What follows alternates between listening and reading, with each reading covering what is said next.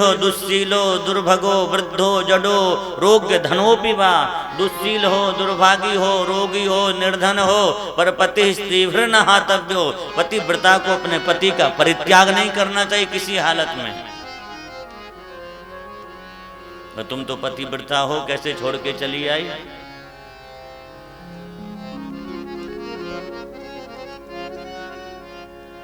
भगवान बोलो तुम्हें पता है देवी पातिव्रत धर्म का कितना बड़ा प्रभाव है कि एक देवी का बालक अग्नि के पास खेल रहा था, उसका पति खेत में काम करके आया और आते इतना थका हुआ था कि नीचे ही सो गया पत्नी की गोद में सिर रख के, और बालक खेलते खेलते वो अग्नि के कुंड में जा गिरा।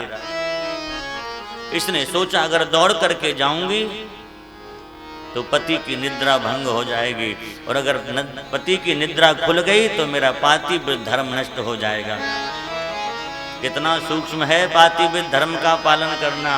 पति देव सो रहे हो तो जगाना भी नहीं चाहिए, ज्यादा आवश्यक हो तो कैसे जगाएं विधि है, उनके चरणों का संवाहन करके धीरे से बताओ। लोग तो ऐसे चिल्ला पड़ते बेचारे घबरा जाएं क्या हो गया।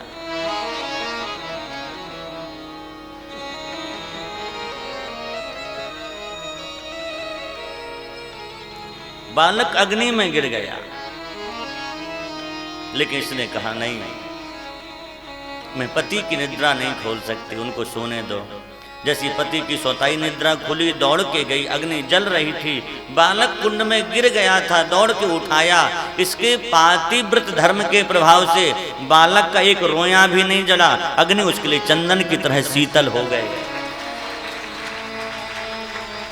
भगवान ने कहा देखो देवी इतना बड़ा प्रभाव है पातिव्रत धर्म का, और तुम अपने पतियों को छोड़ के आ गई हो। भगवान ने पूछा क्यों आ गई?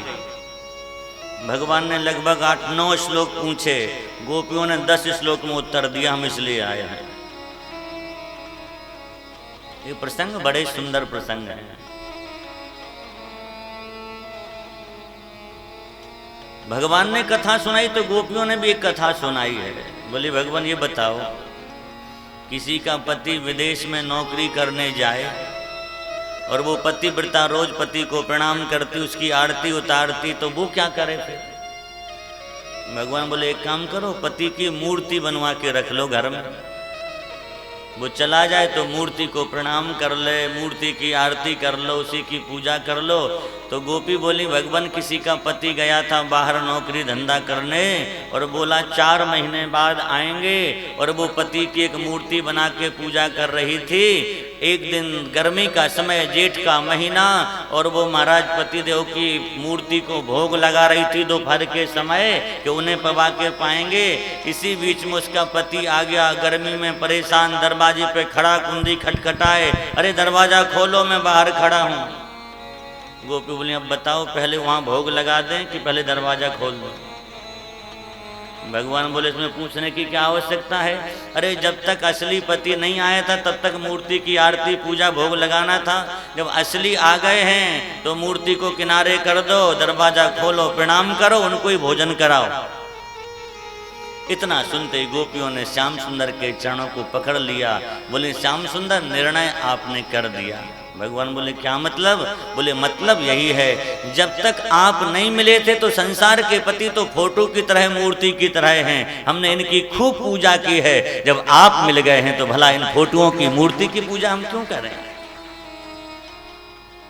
और आपको बताएं जीव के सच्चे पति श्री कृष्ण ही हैं।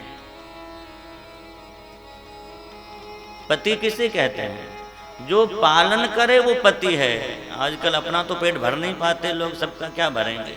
इसलिए जीव के एकमात्र पति परमात्मा, सारे जगत के वो पति हैं।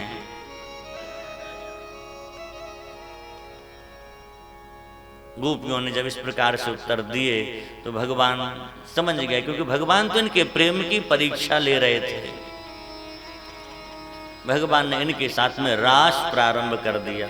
जब रास शुरू हुआ तो रास में गोपियों को थोड़ा सा मद हो गया, सौभाग्य मद, अभिमान, क्योंकि गोपी नाच रही थी, भगवान भी नाच रहे थे।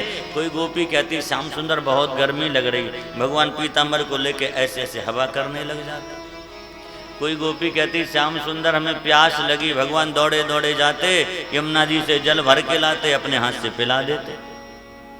अब गोपियों ने सोचा कि हम बहुत सुंदर हैं, इसलिए भगवान हम पर आसक्त हो गए। और ध्यान रखना, जिस क्षण हमें अहंकार हो जाएगा उसी क्षण परमात्मा हमारे जीवन से चले जाते हैं। हमें कुछ अनुभव हो रहा है, हमें कुछ प्राप्त हो रहा, तो उनका अनुग्रह मानो, उन्होंने कृपा की हम पर, हम इसके लायक थे कहाँ। हमारे जीवन में हमारे यही भाव हो कि हम इसके लायक नहीं थे, जितनी कृपा आपने कर दी हमारे ऊपर।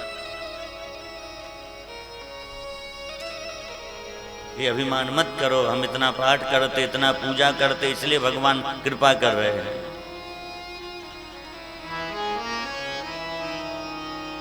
आज गोपियों को जैसी मान हुआ, परमात्मा उनके बीच से राधा रानी को लेके चले गए। अब तो गोपियां रोने लगी, बहुत रुदन किया, परमात्मा को बहुत बार पुकारा है, कहीं नहीं मिले। तो गोपियों ने लीला भी की है, फिर भी परमात्मा नहीं मिले। कोई गोपी कृष्ण बन जाती, कोई अपने पीतांबर अपने चुनरी को ऐसे आकाश में उड़ा देती, कहती देखो मैंने गिरिराज पर्वत उठा लिया, तुम सब नीचे आ जाओ। नहीं मिले परमात्मा। आगे बढ़ी तो साथ में श्री जी के चरणों के चिन्ह भी दिखाई दिए। तो कुछ गोपी बोले देखो देखो, लगता है उस गोपी को, किसी गोपी को संग में लेकर के गए, निश्चित वो बड़ी भाग्यशाली है जिससे वो अपने साथ लेके गए। गोपियों में और हम में यही अंतर है। गोपियों को जलन नहीं हुई कि हमें छोड़ गए और दूसरी किसी को गोपी को लेके चले गए, उनके मन में प्रसन्नता हुई, वो बड़ी सौभाग्यशाली है, वो निश्चित उसके अंदर अभिमान नहीं रहा होगा, इसलिए परमात्मा उसे, श्री कृष्ण उसे लेकर के गए हैं। आगे और पढ़े तो देखा गोपियों ने कि अब केवल श्री कृष्ण के चरण चिन्ह दिखाई दे रहे, उसमें दूसरी गोपी के, राधा रानी के चरणों के चिन्ह नहीं दिखे। तो फिर गोपी बोली पता है, हमें ऐसे लगता है मैं उस गोपी के सौभाग्य पर बलिहारी जाती हूँ। क्यों? बोली उस गोपी ने कहा होगा श्याम सुंदर हम बहुत थक गए, हमसे चला नहीं जा रहा है, तो लगता श्याम सुंदर ने उसे अपनी गोद में ले लिया होगा, इसलिए अब उसके चिन्ह नहीं दिखाई दे रहे।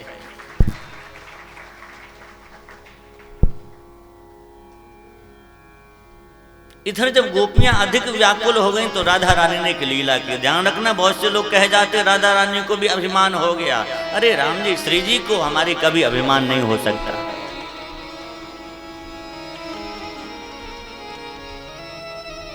और भगवान राधा रानी को भी लेकर के नहीं जाते, इसलिए लेकर के गए कि गोपियों को पता चल जाए कि जो अभिमान करता है परमात्मा से छोड़ के चले जाते हैं।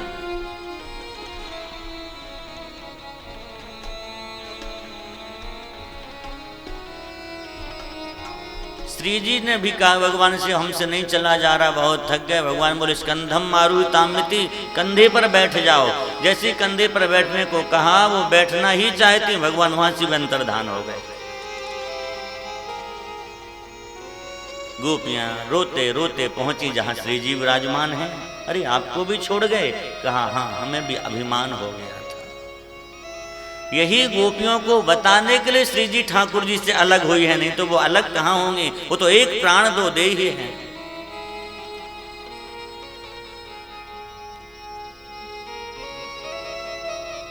राधा रानी ने एक श्लोक में श्याम सुंदर को पुकारा है। हा नाथ रमण प्रेष्ठा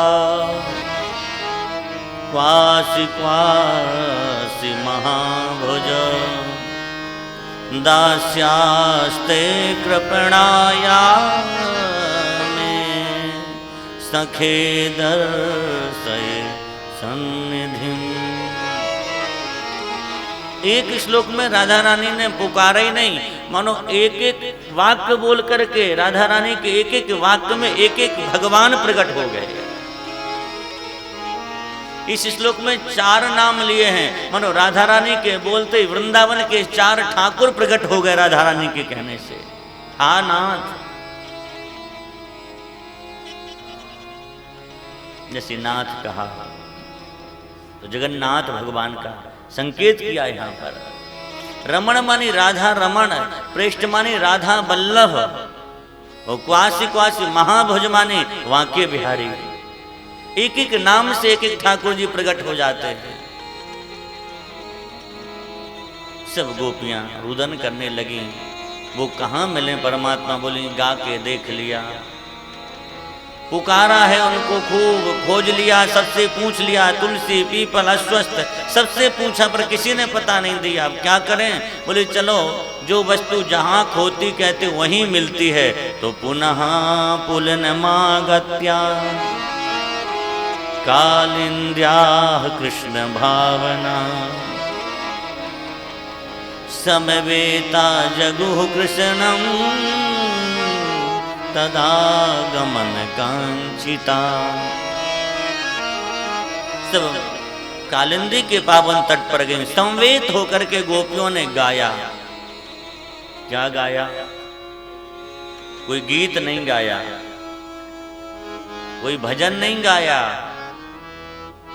लिखा है समवेता जगु कृष्णम, श्री कृष्ण को ही गाया। ध्यान रखना, ये गोपी गीत साक्षात श्री कृष्ण ही हैं। ये गोपियों के प्रेम उद्गार हैं। ऐसा लिखा है कि रोज जो गोपी गीत से श्री कृष्ण को पुकारता है, भगवान बहुत जल्दी उस पर कृपा करता है। केवल 19 श्लोक हैं गोपी गीत में, और ये गोपी गीत कनक मंजरी नाम के छंद में गाया गया। संस्कृत में अनेक छंद हैं, उसमें गोपी गीत कनक मंजरी छंद में है। कनक मानी धतूरा भी होता, सोना भी होता है। यहां अर्थ किया कनक मानी धतूरा। जैसे धतूरा आप लोग जानते, शंकर जी को चढ़ता है कांटेदार। धतूरा कोई खा ले तो उसे नशा हो जाता है। ऐसी जो गोपी गीत का पाठ कर लेता या सुन लेता, उसके जीवन में श्री कृष्ण प्रेम का नशा छा जाता है। श्री कृष्ण का प्रेम उसे प्राप्त हो जाता है। अच्छा, ये गीत गोपियों को पहले से याद नहीं था, एक साथ गाया, लेकिन भावना थी ना, तो सबके मुख से एक जैसे शब्द निकल पड़े हैं। सबने प्रेम से गाया। हम लोग भी गोपी गीत गाएंगे, क्योंकि हमारे कृष्ण प्रिया महिला मंडल इन सब की इच्छा है, बार बार कहा कि गोपी गीत पूरा सुनना चाहते हैं। तो या तो उसकी कथा हो सकती या गीत गा सकते, तो सबका मन है तो एक बार सब लोग गुनगुनाए। इनकी जो पुस्तक भी छपी है उसमें भी गोपी गीत इन लोगों ने लिखा है। जो लोग भी साथ में पढ़ना चाहें पढ़ें। और हमारी एक प्रार्थना और है आप सबसे, आज तो हम इस मंच के माध्यम से सबको उच्चारण कराई दे रहे हैं, लेकिन कितना भी व्यस्त समय रहे, एक बार अगर गोपी गीत का नित्य पाठ करोगे, आप लोगों को बहुत लाभ मिलेगा। इससे भगवान की निकटता मिलेगी, श्री कृष्ण का प्रेम मिलेगा आपको। सब पुकारे मिलकर के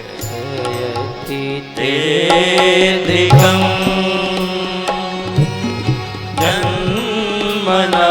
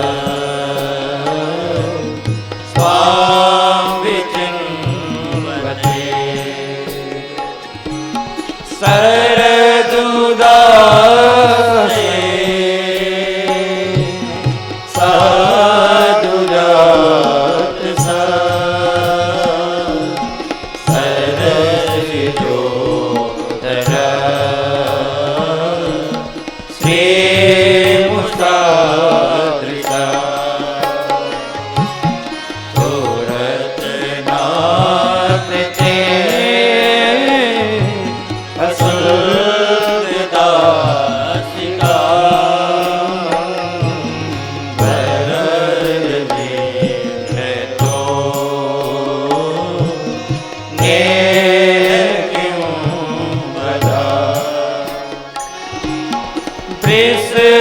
जला गया ध्यान रक्षा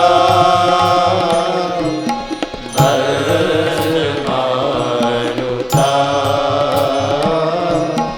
हे दुता